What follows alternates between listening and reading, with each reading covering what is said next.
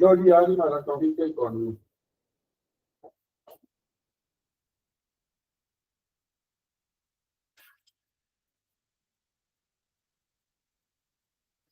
Economy economy means the state of country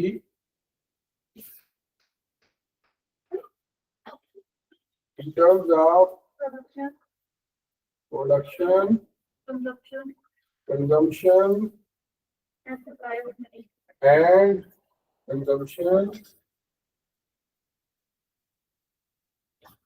and supply of money.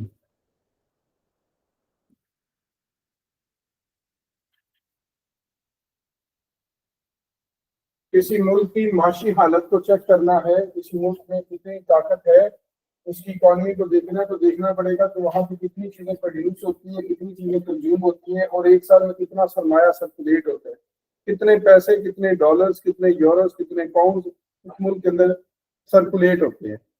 ये जो state है ये रियासत नहीं है, इसका मतलब होता है हालत। किसी मुल्क की हालत इसमें चेक कर लें, प्रोडक्शन के मामले में चेक कर लें।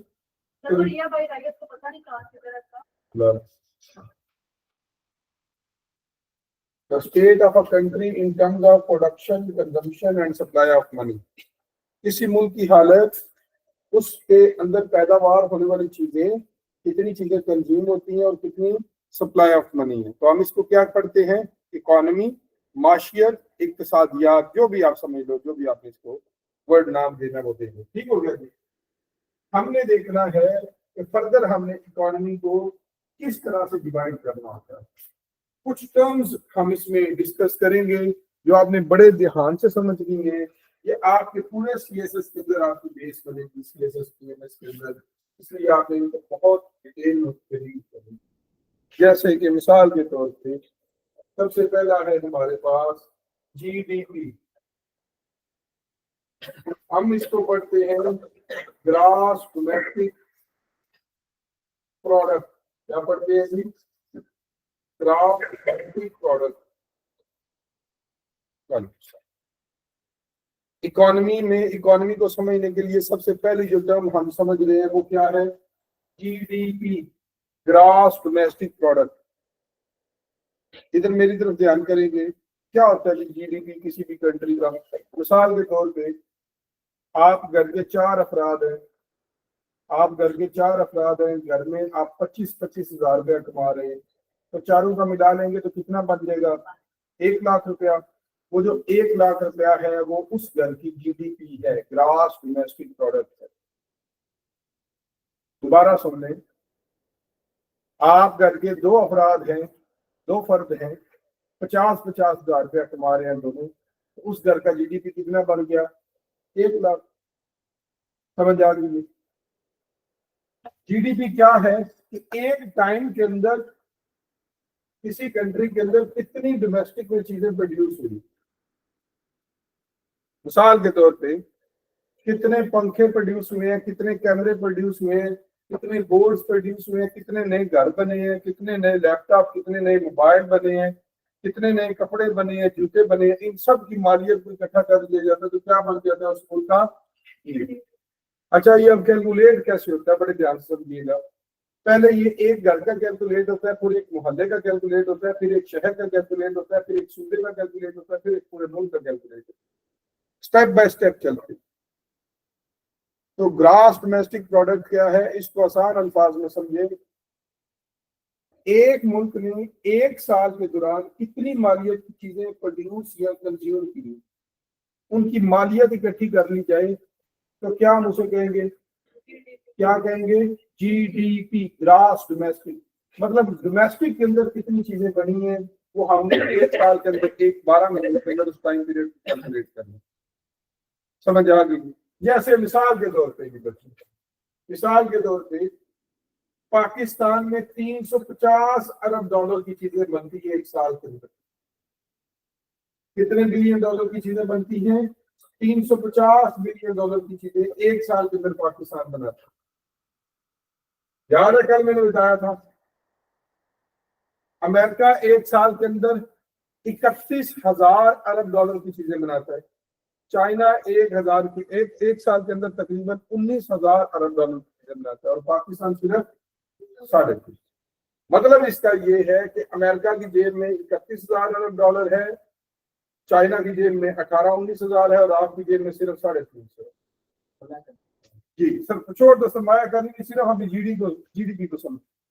तो इकोनॉमी को कैलकुलेट करने के लिए क्या चीज देखी जाती है? उस मुल्क का जीडीपी। याद रहेगी ये बात, पक्की बात है। देख लो कहीं ऐसा ना हो कि भूल जाओ।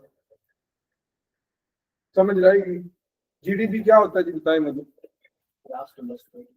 वो तो मुझे पता चल गया है, इसको समझाओ क्या होता है। एक साल के अंदर सर किसी मुल्क के अंदर जितनी मार्केट की चीजें बनती या कंज्यूम होती है, हम उसे क्या कहते हैं? जीडीपी। क्या करते हैं उसे? जीडीपी। याद रखेंगे, अब ये देख ले फिर भूल ना जाइएगा, पक्की बात है, सोच लें, याद रहेगा। ठीक है।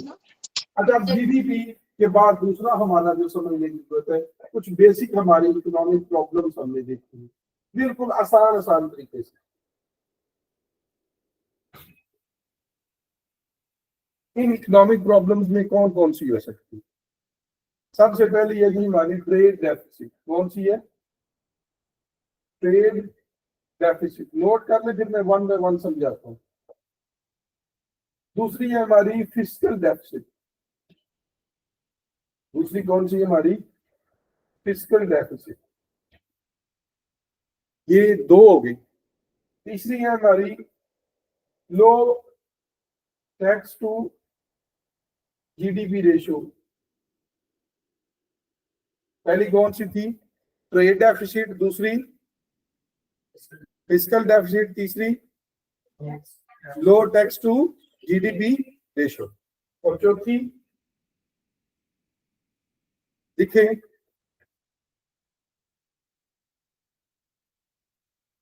करप्शन ही अभी लिखना। अभी बस ये मेन पहले लिख रहे हैं। ट्रेड डेफिसिट हो गया, फिस्कल डेफिसिट हो गया, लो टैक्स टू जीडीपी रेशियो हो गया, लो फॉरेन रिजर्व्स हो गए,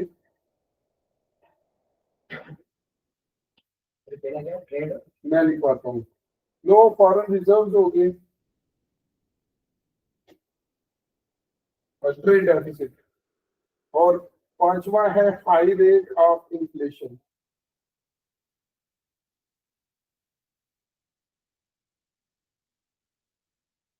ठीक हो गया जी। ये 5 पॉइंट आपने याद करने हैं, मैं इनको वन बाय वन आपको समझाता हूँ। किस लो फॉरेन रिजर्व्स, लो फॉरेन रिजर्व्स। दूसरा है फिस्कल डेफिसिट।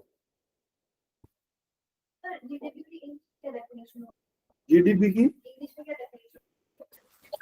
एक डेफिनेशन कोई नहीं, फार्मूला बेसिकली फार्मूलों की डेफिनेशन होती कोई सही है। फार्मूला में निकाल दो, लेकिन हमें वो कैलकुलेट करने की जरूरत नहीं। इसमें होता है C plus I plus B into X minus N. हमें उसकी तरफ जाने की जरूरत नहीं। टॉपिक थोड़ा सा टेक्निकल है और थोड़ा सा मुश्किल है, लेकिन हम छोड़ देना। मैं कह रहा हूँ छोड़ देना, लिखने कोई जरूरत नहीं है। इसकी जरूरत होगी जब वो मुझे लगेगा ना कि अब आपका वो कैरेक्टर हो गया, सारे आप लोग उसको आगे तो समझ लोगे, मैं समझा दूँ। अभी के लिए आप मुझे ये बता दो कि जीडीपी की समझ आई है कि नहीं? क्या होता है जीडीपी? एक साल के अंदर किसी मुल्क के अंदर कितनी मालियत की चीजें प्रोड्यूस या कंज्यूम हो गई, उसको क्या कहते हैं? जीडीपी। बस इतने ही। इंग्लिश में इसकी आसान डेफिनेशन में मैं लिख के आपको सेंड कर दूंगा, कोई मसला।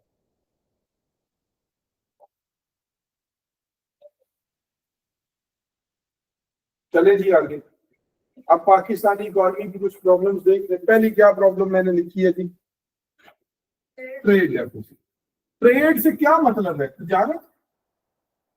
तिजारत ही कहते हैं उर्दू में। मैं मेरी थोड़ी उर्दू कमजोर है, लेकिन ट्रेड डेफिसिट का क्या मतलब होगा? पहली पहली प्रॉब्लम जी है नहीं। ट्रेड डेफिसिट, डेफिसिट का क्या मतलब होता है? ट्रेड का मतलब होता है तिजारत और डेफिसिट का मतलब होता है खसारा या कमी।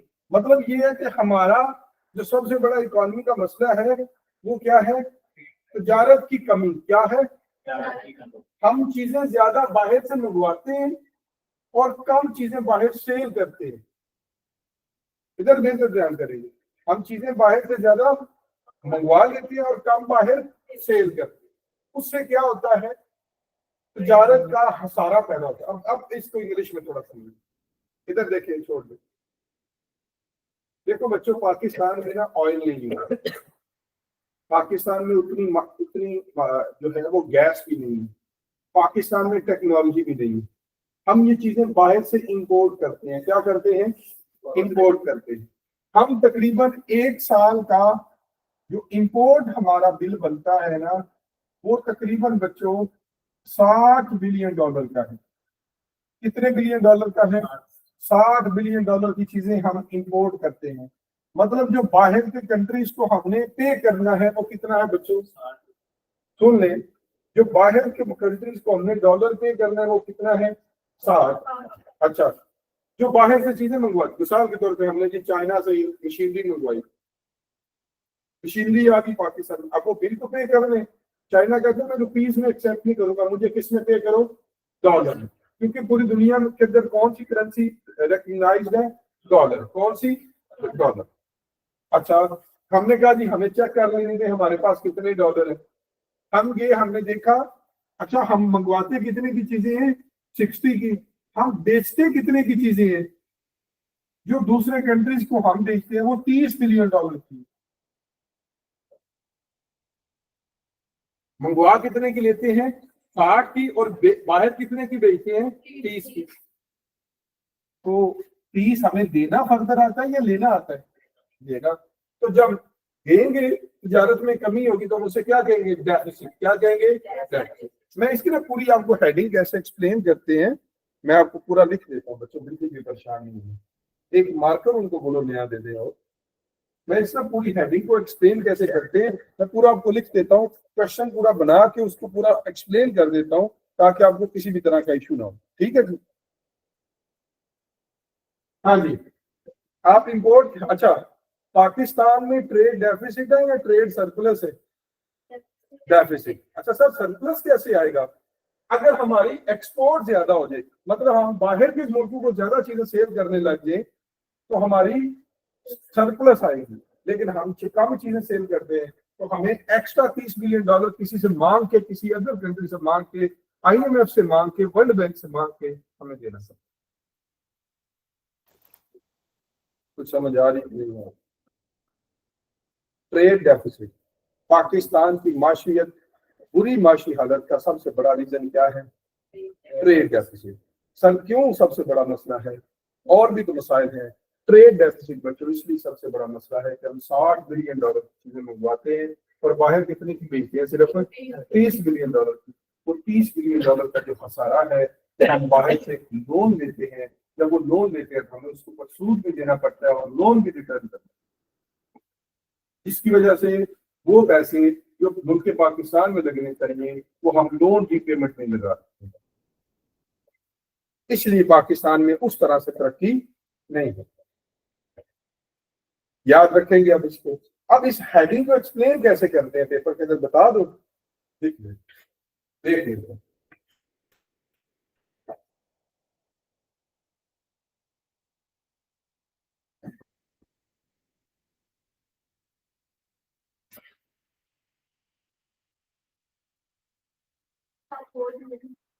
First and the foremost economic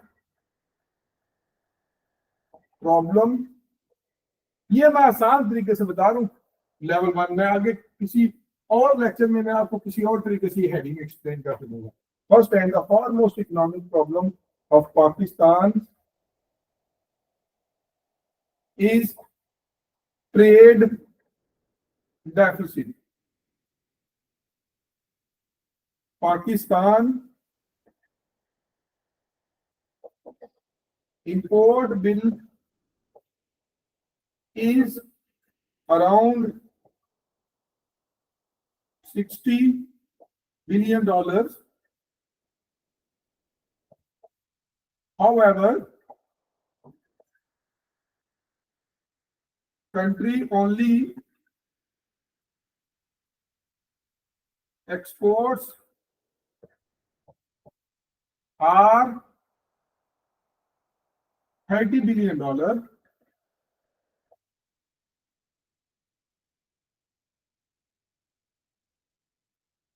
therefore faces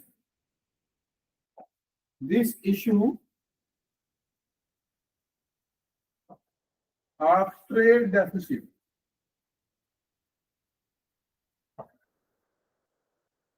जो मैंने सारी बात समझाई है मैंने आपको बोर्ड पे लिख दी है। कोई नई बात बताई है, कोई नया पॉइंट बताया बच्चों, उसी बात को मैंने एक्सप्लेन कर दी, उसी पॉइंट को मैंने एक्सप्लेन कर दी। मैंने कहा जी सबसे बड़ा और पहला जो इशू है ना वो ट्रेड डेफिसिट।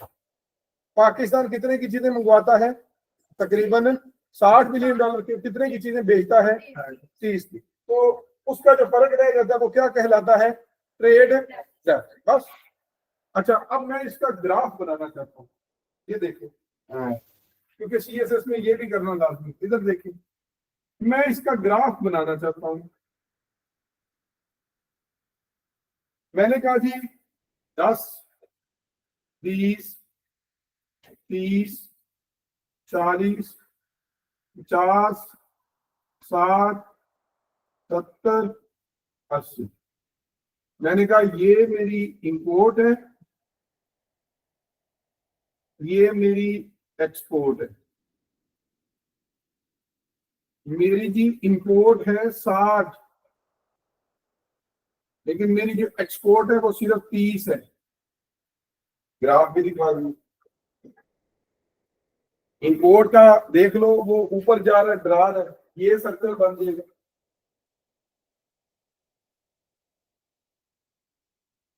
इंपोर्ट ज्यादा करते हैं, एक्सपोर्ट कम करें तो क्या होता है? क्या होता है? कौन सा डेफिसिट होता है? डेफिसिट का मतलब क्या होता है? खसारा। देख ले, इससे आसान तरीके से मैं पढ़ा नहीं सकता। समझ आ रही प्यारे बच्चों? अली शेख समझ आ रही है? हालत, हाँ जी मेरा बेटा समझ आ रही है? आगे चलें, दूसरा प्रॉब्लम डिस्कस करें। अब मैं आपसे पूछता हूँ, पाकिस्तान की इकोनॉमी का सबसे, कोई भी आपसे पूछता है कि पाकिस्तानी इकोनॉमी का सबसे बड़ा मसला तो क्या है, क्या जवाब देंगे? दूसरा बड़ा मसला जाए, दूसरा बड़ा मसला ना इंडिविजुअल लेवल पे भी और कंट्री लेवल पे भी।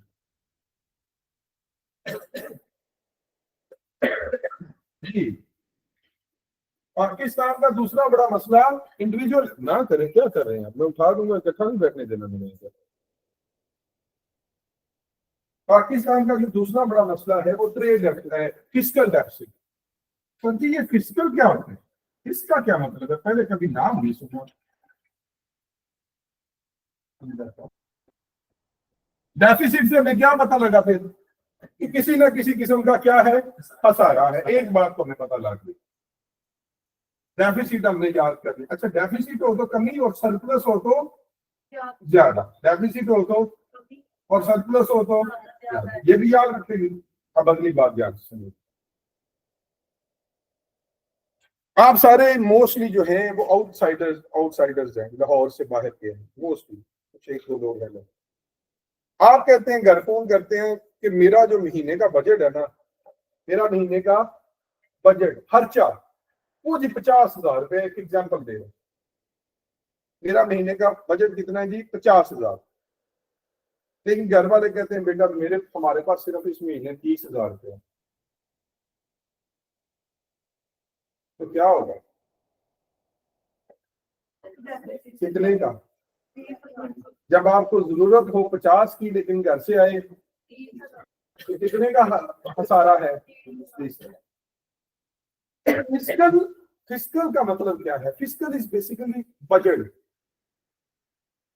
जिस तरह हमारा इंडिविजुअल लेवल पे बजट निकलता है ना महीने का, पूरे मुल्क का भी इस तरह से ना बजट निकलता है। जैसे मिसाल के तौर पे पाकिस्तान ने कहा हमने 2024 जुलाई से लेके 2025 जून तक कितना खर्चा करना है, हमारा बजट कितना है? एस्टिमेटेड 18,500 अरब रुपया। हमने जी खर्च कितना करना है बोलो बच्चों? 18,500 रुपया। 18,500 अरब। इसमें सैलरीज भी है, इसमें लोन रीपेमेंट भी है, इसमें आर्मी के लिए भी है, इसमें डेवलपमेंट बजट भी है, इसमें सारे में छोटे छोटे खर्चे हैं, सड़कें बनाना, स्कूल कॉलेज तनख्वाहें, ये वो सब कुछ इसमें आ जाता है। लो जी, अब बजट बन गया। क्या बन गया? कितना बजट है पाकिस्तान का 2000 जुलाई? अच्छा, याद रखिएगा, एक फिस्कल ईयर होता है, एक कैलेंडर ईयर होता है। देख लीजिए, एक होता है कैलेंडर ईयर। सर जी, ये कैलेंडर ईयर क्या होता है? कैलेंडर ईयर बच्चों होता है 1 जनवरी से लेके 31 दिसंबर तक। इसको हम क्या कहते हैं? कैलेंडर। इसी के मुताबिक ही चलते हैं ना जी, नया साल, पुराना साल, नया साल। लेकिन जो मुल्क चलता है ना, वो इसके मुताबिक नहीं चलता। आपका मुल्क चलता है फिस्कल के हिसाब से। और फिस्कल ईयर कब स्टार्ट होता है भला बताएं जी? 1 जुलाई से स्टार्ट होता है और 30 जून अगले साल तक चलता है। ये भी 12 महीने का गिन लें। जुलाई, अगस्त, सितंबर, अक्टूबर, नवंबर, दिसंबर, जनवरी, फरवरी, मार्च, अप्रैल, मई, जून, पूरे 12। अच्छा, एक सर जी होता है कैलेंडर ईयर, एक क्या होता है? फिस्कल। फिस्कल ईयर कौन सा होता है? जिसमें मुल्क अपना बजट बनाता है। पाकिस्तान ने पिछले साल कितना बजट बनाया? ये तो अभी फिस्कल ईयर खत्म होने वाला है ना, अभी हम अप्रैल में खड़े हैं, मई और जून। पाकिस्तान ने कितना बजट बनाया है? 18,000। अच्छा, ये 18,500 रुपया लगेगा कहाँ? ये समझ लो, ये 18,500 अरब रुपया जो है, इसमें सैलरीज है, इसमें जो हमने कर्जा जात उनके हुए उनकी रीपेमेंट है, वापस करना है, इसमें सड़कें बनाना है, इसमें आर्मी को जो बजट चाहिए होता है 1,500-2,000 अरब रुपया, वो है, उनकी सैलरीज है, आगे नए प्रोजेक्ट्स हैं, सड़कें हैं, आपकी बिल्डिंग्स हैं, कॉलेजेस हैं, स्कूल्स हैं, हॉस्पिटल्स हैं, वो सारा किसके अंडर आएगा? इस बजट। समझ आ गई? अच्छा, इस बजट के लिए पैसे कहाँ से आएंगे गवर्नमेंट के पास?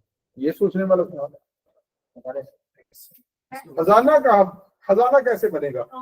टैक्सेस। शाबाश, बिल्कुल ठीक कह रहे, टैक्सेस। अच्छा, हमने सोचा कि हम ना जी वो ना करते ऐसे हैं कि 18,500 रुपया हम खर्चा कर लेते हैं, इतना हमारा खर्चा है, लेकिन जो हम हमारा FBR federal board of revenue tax collect करेगा ना जी, वो सिर्फ 14,500 है।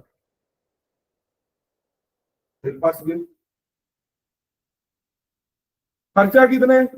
मतलब आपका महीने का खर्चा 18,500 है, घर से कितना आएगा? तो 4,000 कहां से लेंगे? ऐसे करेंगे तुरंत, एक हाथ आगे हो गया, एक हाथ पीछे हो। तो हम क्या फेस करेंगे इसमें भी? Fiscal deficit. फिस्कल डेफिसिट क्या होता है, आसान अल्फाज में समझाए। सर जी, फिस्कल डेफिसिट होता है हमारे खर्चे और हमारे इनकम का difference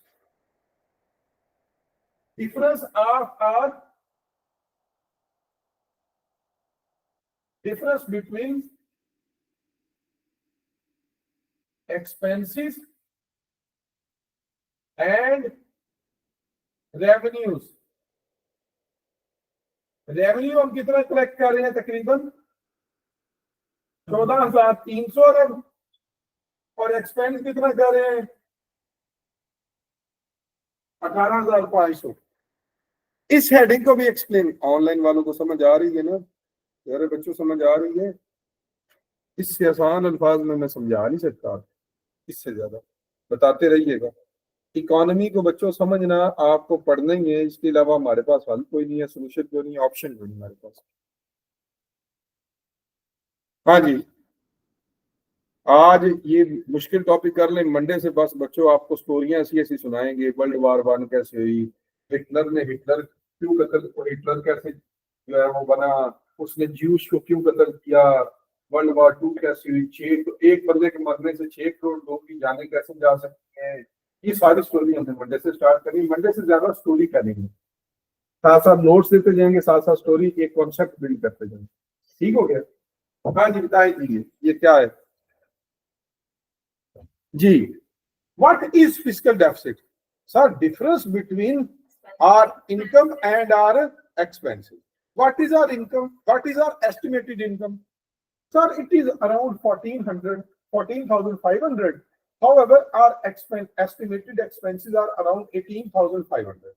So we are facing deficit of 4,000. अब जो मैंने थोड़ी सी जो इंग्लिश बोली है इसको आप जाके वहां पे घर में लिख के दोबारा रिकॉर्डिंग सुन के ये रिकॉर्डिंग दोबारा सारे बच्चे सुना था। कम से कम आपने शुरू वाले 4 हफ्ते दोबारा रिकॉर्डिंग सुनी ताकि इधर से जाके कॉन्सेप्ट दोबारा इंप्रूव हो। ओके जी, आगे चले, पक्की बात है।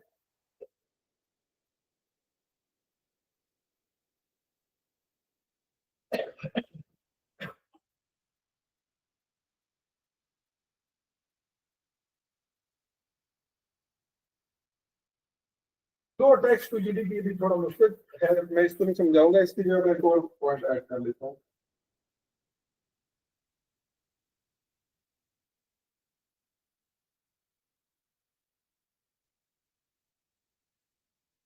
Less trend of savings.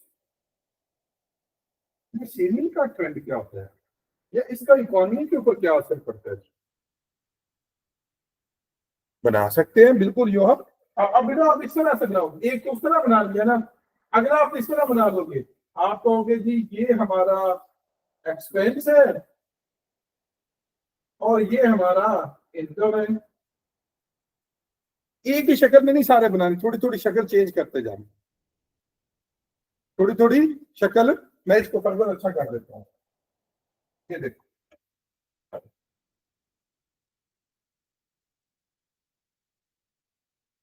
ये हमारा इनकम और ये हमारा एक्सपेंस। ओके जी, तीसरा है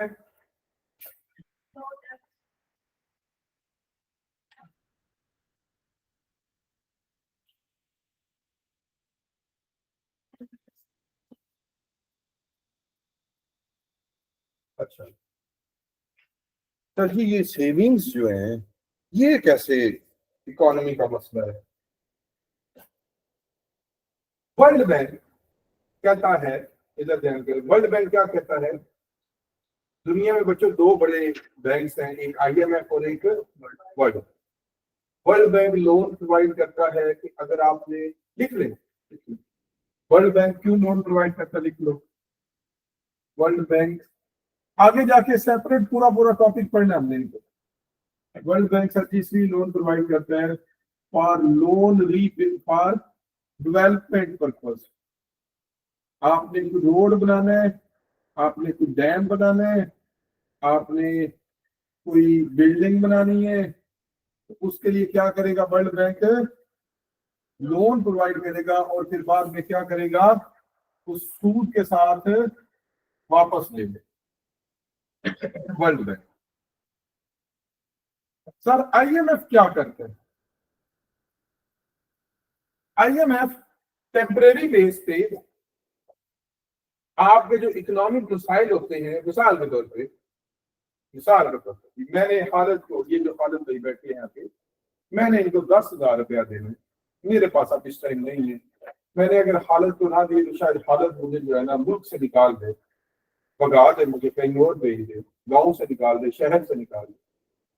तो आईएमएफ के पास, आईएमएफ ने कहा भाई तुम मुल्क से ना निकलो, कहीं वो तुम्हें जान से ना मार दे 10,000 के पीछे, तो तुम 10,000 मुझसे ले लो, मुझे तुम 1 साल के बाद ना 12,000 दे देना।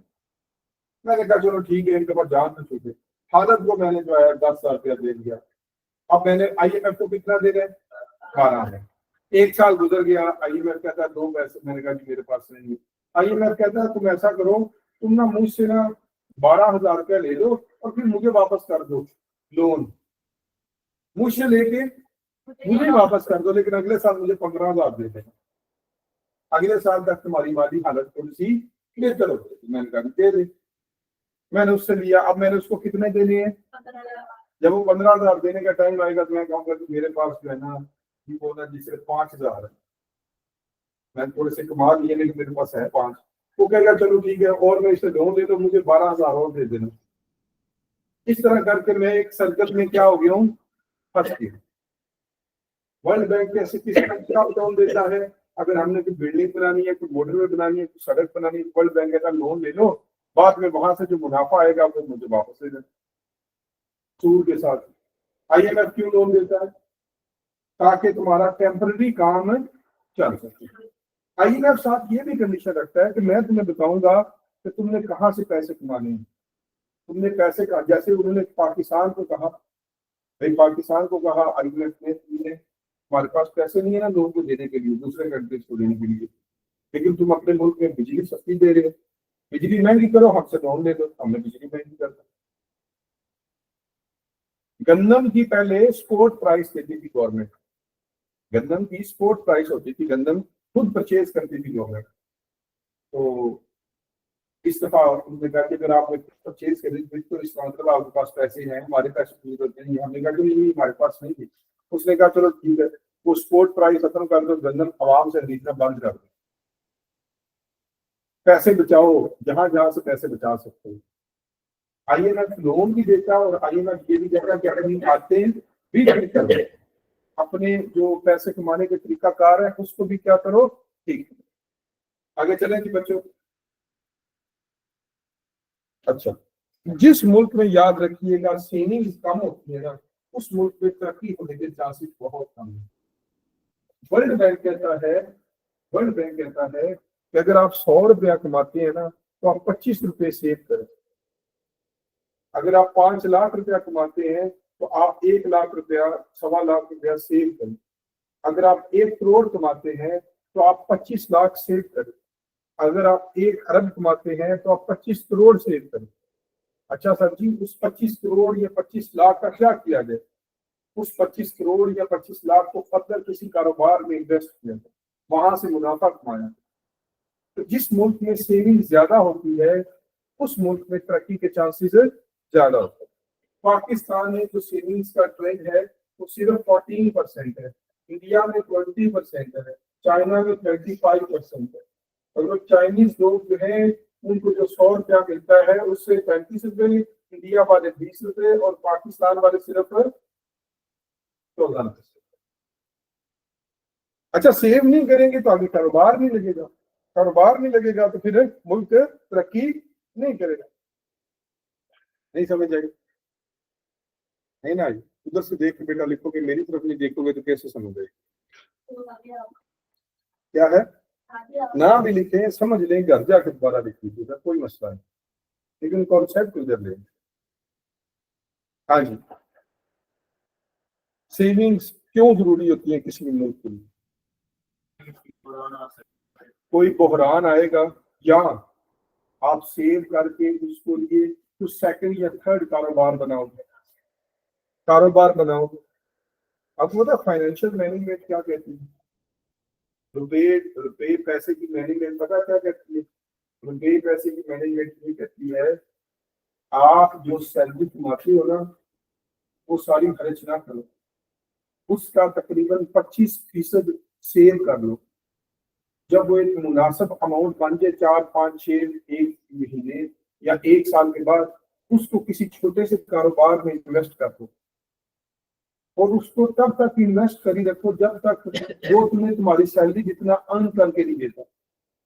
एक साइड पे तुम्हारी सैलरी आ रही होगी, दूसरी साइड पे उस कारोबार से भी अब पैसे आ रहे हैं, अब दोबारा सेव करो, किसी तीसरे कारोबार में लगाओ और उस तीसरे कारोबार को तब तक तरक्की देते रहो जब तक पहले दोनों जितने पैसे नहीं आए। फिर बेशक नौकरी छोड़ दो, सिर्फ कारोबार करो। क्या तरक्की देने का मतलब है कि आप उसमें से पैसे निकालो ना। आप अगर मिसाल के तौर पर आपने शवारमा का छोटा सा ठेला लगाया, आप सस्ता रखो लेकिन क्वालिटी अच्छी दो, ज्यादा मकदार दो, लोग ज्यादा परचेज करेंगे, टेस्ट अच्छा रखो, अच्छे मसाले यूज करो, सेहतमंद यूज करो, आपका नाम अच्छा जाएगा मार्केट, आप दिन दुगनी रात चुगनी तरक्की करोगे, लोग आपको जानेंगे, आप उसी ठेले से दुकान पर जाओगे, दुकान से फिर मार्केट में जाओगे। ये कारोबार इस तरह से लगना। अच्छा, बिजनेस होगा तो फिर क्या होगा? पहले तो तनख्वाह पे थे, फिर क्या होगी? बिजनेसमैन हो गए। एक बिजनेस बना, दूसरी ब्रांच बनी, तीसरी ब्रांच बनी, चौथी ब्रांच बनी, अब तुम्हें नौकरी करने की जरूरत है, तुम्हारा बिजनेस बढ़ता जाएगा। KFC कैसे बढ़ा? KFC हर आपको लाहौर की दूसरी रोड पे मिलेगा। मैकडोनल्ड्स कैसे बढ़ाता? किसी बंदे ने इसको कभी जिंदगी में शुरू किए था? क्या उसके पास पहले थे नहीं लाखों डॉलर थे? नहीं, लेकिन उसने क्या किया, जहां से स्टार्ट किया वहां पे फूड क्वालिटी बहुत अच्छी, लोगों के सिटिंग के लिए बहुत अच्छा इंतजाम किया।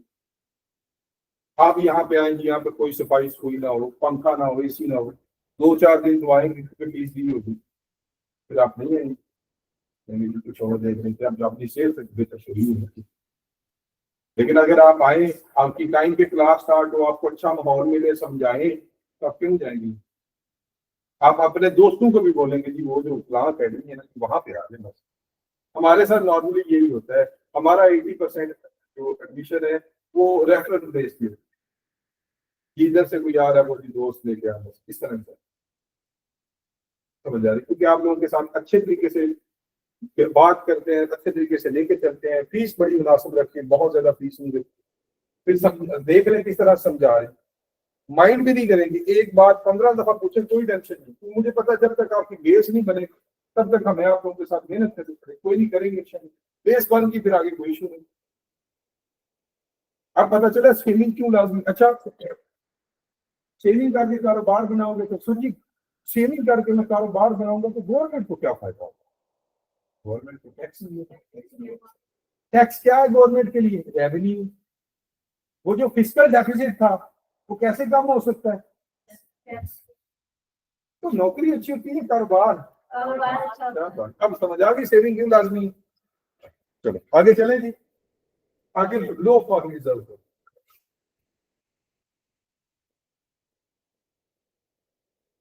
पॉइंट नंबर 4,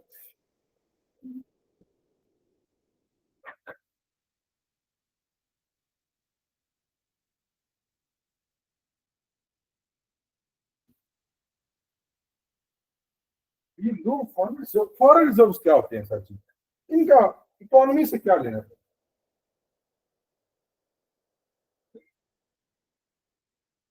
फॉरेन रिजर्व जो है बच्चों, जैसे आपके अकाउंट में पैसे पड़े हों ना, कभी रखे अकाउंट में पैसे?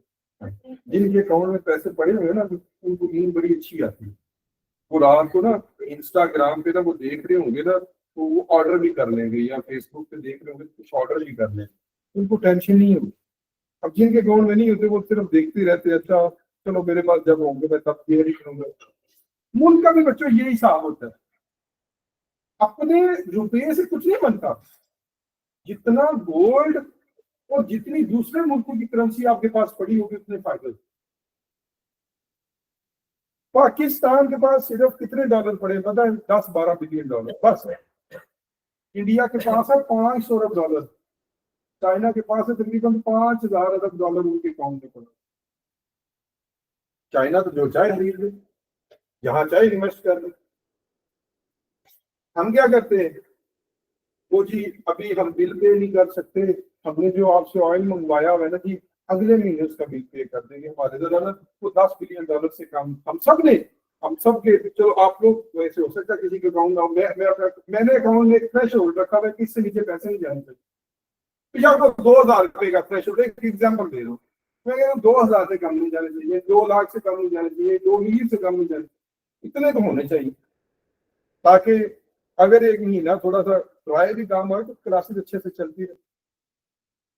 समझ आ गई? तो बच्चों, जिस मुल्क के पास फॉरेन रिजर्व कम होते हैं ना, उसकी मुल्क की इकोनॉमी, क्योंकि वो बाहर से चीजें मंगवा ही नहीं सकता, बाहर से चीजें वो खरीद ही नहीं सकते। मिसाल के तौर, अभी हमारे पास है 10 बिलियन डॉलर, एग्जाम्पल दे रहा हूं, हमें एक महीने का खर्चा जो है ना हमारा, जो बाहर से हम चीजें मंगवाते हैं, एक महीने का जो है वो तकरीबन 5 बिलियन डॉलर है। कितना है? तो हमारे पास खरीदने के लिए कितनी चीजें हैं, कितने महीनों का पड़ा हुआ है पैसे? सिर्फ 2। देखो ना, आप ही खुद इसको कैलकुलेट करो, हम कितनी चीजें साल में मंगवाते हैं? 60 बिलियन डॉलर की, तो 60 को 12 में डिवाइड करो, 5 बिलियन डॉलर पर मंथ मंगवाते हैं। लेकिन अगर हमारे पास 10 बिलियन डॉलर पड़े हों, 10 रुपए पड़े हों, ₹5 हमारा महीने का बिल हो तो सिर्फ 2 महीनों का बिल पड़ा होगा, मतलब 2 महीने अगर आप कुछ ना करें तो उसके बाद हम क्या करेंगे? बस यही मसला है। इसलिए कितने महीनों का बिल होना चाहिए? कम से कम 1 साल का तो पड़ा होना चाहिए। $60-70 बिलियन तो होना चाहिए, लेकिन हमारे पास है कितना? सिर्फ $10 बिलियन। होना कितना चाहिए? कम से कम 60 से 70, ताकि 1 साल टेंशन ना हो। हम भी अमेरिका से खुल के बात कर सके, जाओ लगाते हो टैरिफ लगा लो, हम नहीं करते तुमसे बात, कर लो तुम कुछ करते हैं। अमेरिका ने टैरिफ लगाया, हमने कहा अच्छा सॉरी सर, हम आएंगे आपसे बातचीत करेंगे, रिक्वेस्ट करेंगे आप टैरिफ कर लो। समझाऊंगा टैरिफ क्या, समझा दूं टैरिफ क्या होता है। आप आज तक सुनते होंगे ट्रंप ने टैरिफ लगा दिए, टैरिफ लगा दिए। क्या है टैरिफ? सुन ले, पता है, पाकिस्तान पाकिस्तान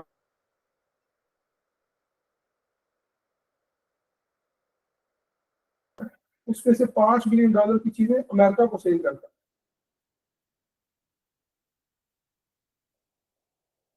हम कितनी चीजों की बाहर, कितनी चीजों की सिलसिले में रुपए की चीजें सेल करते हैं? $30 बिलियन। उसमें से सबसे ज्यादा हम किसको सेल करते हैं? अमेरिका को। अच्छा सर, अमेरिका को हमारे पास ऐसा क्या है जो अमेरिका को हम सेल करते हैं? अमेरिका को हमारी जरूरत है। बच्चों, जो वहां पे पाकिस्तानी कम्युनिटी है ना, वो पाकिस्तानी लोकल ड्रेसेस परचेज करते हैं पाकिस्तान से। हमारे जैसे जुनेद, जमशेद, जे डॉट है, अलमीरा है, इनके स्टोर उधर भी हैं।